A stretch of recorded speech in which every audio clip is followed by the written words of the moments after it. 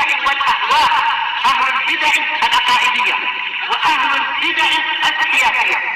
نقول بيننا وبينكم السلف، بيننا وبينكم الكتب، كان فيقول البدع بيننا وبينكم. Bismillahirrahmanirrahim.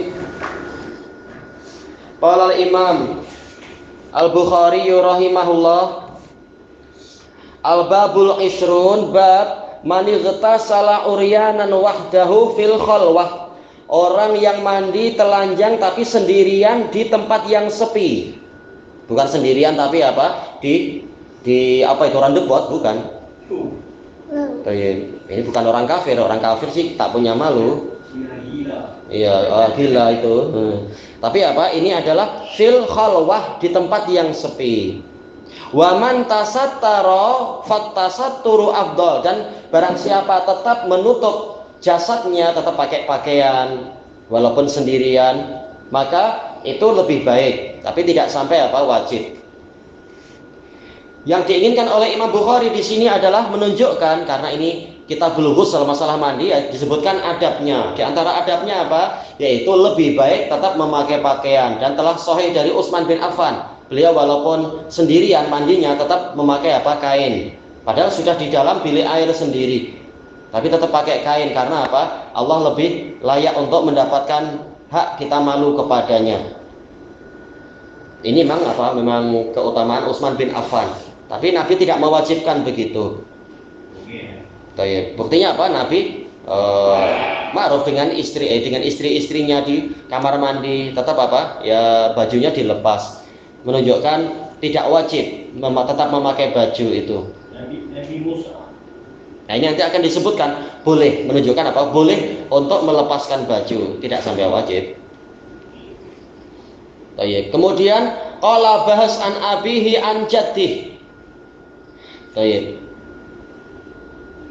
Bahas bin Hakim bin Muawiyah, ayahnya adalah Hakim bin Muawiyah, datuknya Muawiyah bin Haidah al-Qushairi radhiyallahu anhu, sahabat. Muawiyah bin Haidah, ayahnya Bahas siapa? Hakim, Bahas bin Hakim. Hadis ini sahih, kata Al-Hafidz, hadis ini sahih. Anin Nabi sallallahu alaihi wasallam, Allahu ahaqqu an ayyustahya minhu minan nas. Allah lebih berhak untuk seseorang merasa malu kepadanya daripada manusia. Kita saja malu kepada manusia. Orang yang beriman tentunya apa? Masih punya malu untuk auratnya terlihat. Nah, Allah lebih layak lagi, lebih berhak untuk kita merasa malu. Dikatakan oleh Al-Hafidz, dohirnya seakan-akan ini apa? Yaitu wajib demikian. Tetapi Imam Bukhari mendatangkan hadis-hadis yang berikutnya ini menunjukkan bahwasanya tidak sampai wajib untuk kita selalu menutup aurat dalam keadaan kita bersendirian. Buktinya apa? Ini nanti cerita tentang Nabi Ayub, juga cerita tentang Nabi Musa. Dan selama tidak ada pengingkaran dari syariat kita, dan bahkan Nabi yang menceritakan itu tanpa ada pengingkaran, maka ini menunjukkan ini juga berlaku untuk di umat ini, sebagai kelapangan juga itu. Ya, kalau setiap kali mandi tetap harus pakai baju, tentunya cepat habis baju kita, basah. Kemudian kita baca hadisnya. Qala al-Imamul Bukhari rahimahullah, Al-haditsus samin wa sab'un ba'dal mi'atain. Haddatsana Ishaq bin Nasr. Qala haddatsana Abdur Razzaq an Ma'mar an Hammam bin Munabbih an Abi Hurairah radhiyallahu anhu anin Nabi sallallahu alaihi wasallam. Qala kanat banu Israila yaghtasiluna uratan yang zuru ba'dhum ila ba'd. Dahulu kala Bani Israel itu mandi dalam keadaan telanjang, sebagian mereka melihat ke sebagian yang lain. Ya, ini Nabi Musa tidak mau yang seperti itu. Iya, saling tengok, nanti saling bandingkan. Wah, itu nggak baik. Nah, ketika Nabi Musa tidak mau begitu, mereka sebut-sebut, jangan-jangan malu karena itunya ada penyakitnya. Ini Nabi dighibai. Naudzubillah. Ya, namanya Bani Israil. Baik. Wa kana Musa yaghtasilu wahdah, sementara Nabi Musa selalu mandi sendirian. Faqalu wallah, sampai bersumpah, ini melampau sebenarnya sih. Wallahi ma yamna'u Musa ayyagtasila ma'ana illa annahu adar. Demi Allah tidak ada yang menghalangi Musa untuk mandi bersama kita kecuali karena kemaluannya besar, punya penyakit kemaluan yang bengkak. Ini gila. Istilah gimana nabinya diribai. Orang sekarang gibai wali aja boleh kesambet tuh, boleh kualat, boleh kena kutukan. Ini ulul azmi minar rusul malah digibai macam itu. Kita kalau dengar gitu pun kita akan pukul orang macam ini. Nah, ini menghina nabi lagi. Iyalah. Padahal kalau Nabi Musa nggak mandi dengan mereka, mereka ruginya apa? Lidahnya gatal untuk bicara. Fadhahaba marrah yaghtasil. Maka pada suatu ketika beliau pergi untuk mandi, cari tempat yang sepi. Mungkin waktu itu belum ada bilik air di rumah atau yang semacam itu, atau mungkin masih di lembah Taih yang berputar-putar sekian lama itu, masih pindah-pindah. Iya, mungkin cari tempat terpaksa di sungai perigi ke apa. Fa wada'a saubahu ala hajar. Kemudian beliau meletakkan pakaiannya di atas batu. Menunjukkan apa? Yaitu ya telanjang berarti. Fafarral hajaru bisaubih. Kemudian batunya lari membawa pakaian. Ini pun aneh. Kalau dia menggelinding mestinya kan apa? Bajunya langsung lepas, tapi kenapa nggak lepas-lepas? Memangnya dipegang sama batunya. Memang ini ajaib. Ini memang bagian dari mukjizat. Ya, ini musibah bagi Nabi Musa, tetapi takdir Allah untuk melindungi kehormatan beliau agar mereka tahu Musa tidak seperti yang mereka sangkakan. Ya, walaupun kebenaran nampak melalui melalui musibah. Allahul musta'an. Fa kharaja Musa fi isrih, maka Musa keluar di jejaknya batu itu, mengejar batu itu. Entah gimana batunya pakai bateri itu jalan terus. Iya, makanya tadi diam. Tahu-tahu setelah dikasih pakaian lari. Pada batu itu bukan berguling ya? Bukan berguling batu. Tak tahu. Entah bagaimana. Ya tetap mungkin polanya pola berguling, tapi jalan tidak turun kan. Sejak tadi diam aja. Kenapa sekarang tahu-tahu ada energi untuk lari? Ya namanya mukjizat dari Allah Ta'ala. Ya qul saubi ya hajar. Pakaianku wahai batu. Batunya dipanggil. Hatta nadharat Banu Israila ila Musa, sampai Bani Israel melihat Nabi Musa dalam keadaan nggak pakai pakaian. Ini musibah tentunya, malu yang seperti itu. Iya. Faqalu wallah, sumpah lagi. Ma bi Musa min ba's. Mereka mengatakan demi Allah Musa tidak sakit apa-apa. Allah menampakkan melalui musibah itu Nabi Musa nggak sakit apa-apa. Baik. Wa akhadha saubah, dan Nabi Musa mengambil pakaiannya itu. Fatafiqa bil hajari darban, maka mulailah beliau itu memukuli batu tersebut. Iyalah marah sama batunya. Faqala Abu Hurairah wallah innahu la nadabun bil hajar. Demi Allah sesungguhnya ada jejak di batu itu. Hasil dari pukulan Nabi Musa, ada jejaknya. Baik, sitatan au sab'atan. Ada 6 atau jejak pukulan. Nampak bekas-bekas pukulan di batu itu. Dorban bil hajar, adanya pukulan pada batu tersebut. Baik, di sini Ishaq bin Nasr ini dinisbatkan kepada datuknya. Dia adalah Ishaq bin Ibrahim bin Nasr. Beliau siqah, walaupun tidak banyak penjelasan, tetapi beliau siqah. Qala haddatsana Abdur Razzaq. Ini Abu Bakar Abdur Razzaq bin Hammam As-Sun'ani Al-Yamani siqah. Baik. Asbatun nas fi Ma'mar. An Ma'mar, beliau Abu Urwah Ma'mar ibnu Rashid Al-Basri summal Yamani. An Hammam bin Munabbih, Hammam bin Munabbih Abu Uqbah As-Sun'ani Al-Yamani. An Abi Hurairah, Abu Hurairah ma'ruf Yamani juga. Jadi semuanya ini Yamaniyun kecuali Ishaq bin Nasr. Ishaq bin Ibrahim bin Nasr, beliau bukan dari Ahlul Yaman. Kalau kita lihat di dalam tahdhib itu. Cuma apa? Tidak dinisbatkan pada negara tertentu, tapi cuma apa? Pada kabilah, bukan kabilah Yaman. Di sini Rasulullah mengatakan kanat Banu Israel. Dahulu kala Bani Israel, kata Al-Hafidz, maksudnya jama'atuhum, kumpulan mereka. Memang secara umum budaya mereka seperti itu. Apa itu? Yaghtasiluna urah, mereka mandi dengan telanjang. Yang zuru ba'duhum ila ba'd, sebagian mereka melihat ke sebagian yang lain. Adapun para nabi tidak mengajarkan yang seperti itu. Buktinya para nabi memilih mandi sendirian atau dengan istrinya gitu aja. Al-Qurtubi, demikian pula beberapa pensyarah yang lain, kalau nggak salah siapa itu, Ibnu Battal mengatakan memang ini adalah keburukan Bani Israel, mereka pendurhaka sampai apa? Rasa malunya sangat kurang sampai mandi sambil melihat aurat ke yang lain, yang duru ba'duhum ila ba'd. Adapun Al-Hafidz Ibnu Hajar memilih bahwasanya ini boleh di syariat mereka, karena seandainya tidak boleh, niscaya Nabi Musa telah melarang mereka. Kira-kira mana yang lebih kuat? Wallahu alam. Pendapat dua mutaqaddimin yang lebih dahulu itu lebih kuat. Boleh jadi Nabi Musa sudah melarang mereka, tetapi apa? Merekanya yang memang durhaka, memang mereka sering durhaka pada Nabi Musa.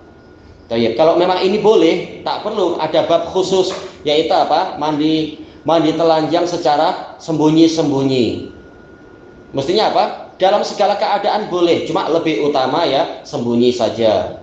Imam Bukhari tidak mengatakan begitu. Tetapi apa?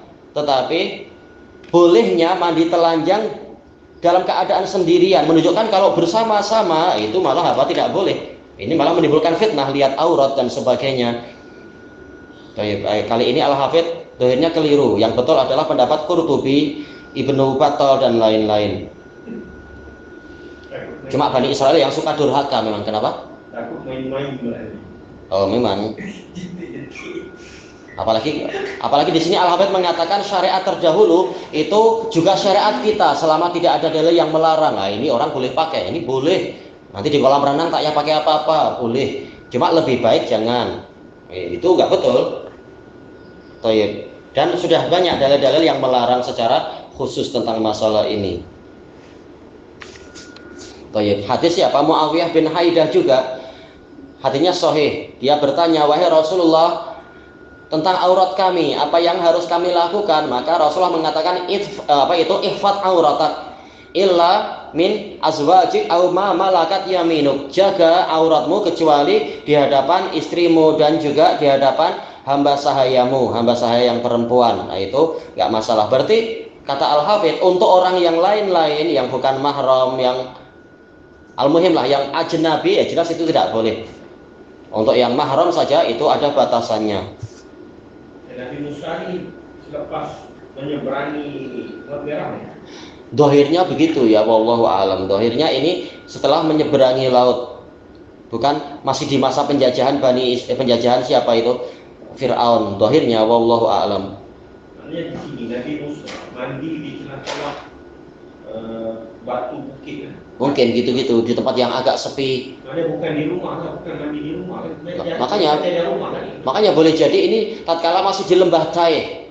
Tatkala Nabi Musa menyuruh mereka untuk masuk ke Palestina, tapi mereka yang tidak mau. Dan akhirnya Allah menghukum mereka 40 tahun berpusing-pusing di bumi. Karena apa ya? Dihukum oleh Allah Ta'ala. Boleh jadi di masa-masa itulah ini terjadi, belum menetap. Sehingga apa ya? Belum ada bilik air, belum apa. Ini masih jadi pelarian. Iya, di masa-masa itu. Iya, masih nomad. Rohia. Tapi jelas apa? Fir'aun sudah kalah, sudah mati dah. Tenggelam. Maknanya kalau berdasarkan dari sini, Nabi Musa mandi di tengah-tengah batu-batu gunung. Iya. Bukan di rumah. Ya makanya, karena dohirnya belum ada rumah, ini masih berputar-putar di bumi, istilahnya di daerah Taih sana, belum menetap. Makanya, ya mungkin ada kemah, tapi untuk bilik air jelas susah lah kalau pindah-pindah terus. Jadi itu dohirnya ya, karena Bani Israel yang berbuat maksiat, akhirnya Nabi juga ikut menanggung kesulitan. Sebagaimana tadi itu masalah perang Uhud, sebagian sahabat mengalami kesalahan, akhirnya Nabi juga mengalami luka-luka. Nabi Musa dengan pengikutnya menyeberangi Lautan Merah Iya. sampai ke Sambil, bagian tanah Sambil. Bukan. Yaitu apa? Mendekati Palestina. Sudah dikasih tahu untuk masuk ke pintu gerbang itu, jadi sudah dekat dengan Palestina sudah. Di utara Sambil. Iya, betul. Syria itu. Iya. Maknanya selama itu mereka itu dalam keadaan pelarian. Mungkin istilahnya pelarian ke pengungsian gitu-gitu. Itu berapa tahun? Ya, Allah mengatakan apa itu? Arba'ina sanah yatihuna fil ard. 40 tahun mereka berputar-putar di bumi di wilayah situ. Termasuk Nabi Musa juga. Iya, semua. Nah, kemudian Nabi Harun wafat. Kemudian Bani Israel mengatakan, oh ini mungkin karena kedengkian Musa membunuh Harun. Jadi tetap digibahi aja terus Nabi Musa itu. Nah, kemudian Allah, ini dalam kalau cerita Israiliyat sih ya. Namun kemudian Allah mendatangkan jenazahnya Nabi Harun dan sebagainya, membuktikan Nabi Musa nggak berbuat jahat apa-apa pada Nabi Harun, nggak ada bukti apa-apa. Oh, mayatnya Nabi Harun Ya didatangkan oleh Allah Ta'ala. Nah, kemudian baru Nabi Musa wafat. Nah, tatkala Nabi Musa mau wafat, beliau minta kuburnya didekatkan ke Palestina sejarak lemparan batu, ma'ruf dalam hadis muttafaqun alaihi itu. Jadi beliau tak sempat masuk ke Palestina sampai wafat gara-gara kemaksiatan Bani Israel itu. Selama 40 tahun mereka ini dalam keadaan yang normal lah. Iya, tapi apakah menjelang wafatnya Nabi Musa punya rumah? Dohirnya ada rumah, dohirnya, tapi kita tidak mampu memastikan. Karena dalam hadis muttafaqun alaih, hadis Abi Hurairah disebutkan apa? Malakul maut itu yang tatkala mau mencabut nyawa Nabi Musa langsung datang dalam wujud manusia.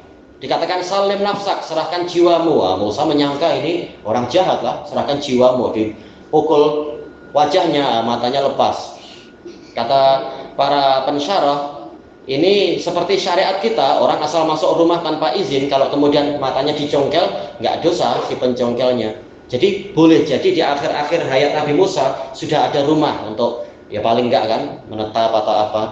Tapi boleh bayangkan selama 40 tahun. Ya itu gimana bayangkannya? Pelarian. Iya susah. Jelas kehidupan serba susah. Nabi Musa daripada lahir sampai wafatnya Penuh dengan ujian. Iya. Sejak lahir aja sudah dicari. Mau dibunuh. Iya betul. Tapi memang itu mukjizat dari Allah, selalu selamat. Baik, kita habiskan dulu yang ini. Kemudian apa dikatakan di sini, wa kana Musa yaghtasilu wahdah, sementara Musa senantiasa mandi bersendirian. Baik, beliau punya malu. Hadis yang diriwayatkan oleh Imam Al-Hakim, hadisnya Hasan. Hadis apa itu Abdullah bin Amr ibnul As, al-haya al-iman wal haya qarinani jami'an. Rasa malu dan keimanan itu selalu beriringan. Idza rufi'a ahaduhuma rufi al-akhar. Kalau yang satu dihilangkan, yang lain akan dihilangkan. Tatkala Nabi memang imannya paling sempurna, maka rasa malunya juga paling sempurna. Nabi Muhammad lebih pemalu daripada wanita gadis pingitan. Memang para nabi pemalu. Makanya Nabi Musa tidak ikut budaya Bani Israel yang buruk tadi itu. Beliau mandi sendirian. Padahal kalau kita lihat nanti, misalnya kalau umur kita panjang, di riwayat yang lain di Sahih Bukhari ada tambahan lafaz, beliau adalah orang yang badannya paling baik di dunia. Nah, kalau orang pengen pamer kan kesempatan kan pameran mandi telanjang dengan yang lain nih. Saya paling gagah, paling handsome, paling apa. Tapi Nabi Musa tidak memilih yang seperti itu. Kalau dalam Israel ya ditambahkan, saking pemalunya beliau selalu pakai apa? Baju lengan panjang, nggak mau nampakkan otot-otot di tangannya. Ini tapi tambahan Israel ya cerita itu nggak tahu. Lengan panjang, kita biasa lengan panjang ya. Thayyib. Faqalu wallahi ma yamna'u Musa ayyaghtasila ma'ana illa annahu adar. Maka mereka mengatakan demi Allah, tidak ada yang menghalangi Musa untuk mandi bersama kita kecuali karena dia adar. Kata Al-Hafidh itu apa? Penyakit yang menyebabkan kemaluan jadi besar. Enggak ada istilahnya kemungkinan lain untuk Bani Israel. Langsung nabinya digibahi kayak gitu. Jahat, lidahnya jahat. Iya tuh mulutnya kena adar nanti.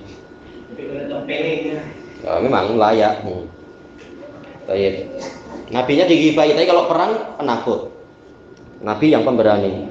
Fadzahaba marratan yaghtasil. Kemudian pada suatu ketika Nabi Musa pergi untuk mandi.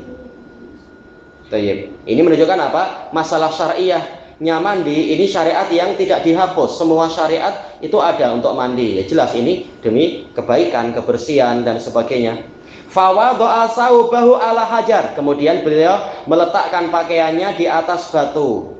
Ini biasa namanya mandi, perlu apa? Lepaskan pakaian biar tidak basah, nanti dipakai lagi basah boleh sakit kita. Nah, ini untuk jaga kesehatan. Nah, disebutkan di dalam kitab apa itu? Kitab Al-Adqiyah punya Ibnul Jauzi, ditanyakan kepada, ini sudah sering ya disebutkan ya, ditanyakan kepada Abu Hanifah, ini kalau saya mandi, saya menghadap kiblat enggak? Kata beliau, enggak perlu menghadap kiblat, tapi menghadap ke pakaianmu, jangan dicuri orang. Nah, itu betul memang. Enggak perlu mikir oh harus ke kiblat lah apa, tak perlu. Tapi jaga-jaga pakaianmu itu. Mandi dekat sungai nanti jaga-jaga. Nah, itu harus lebih jaga-jaga. Biar apa? Jangan kita bingung enggak berani keluar karena baju hilang.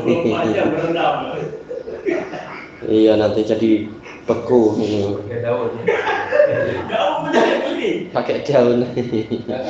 Iya. Tahu-tahu penuh dengan pacet, muskilah.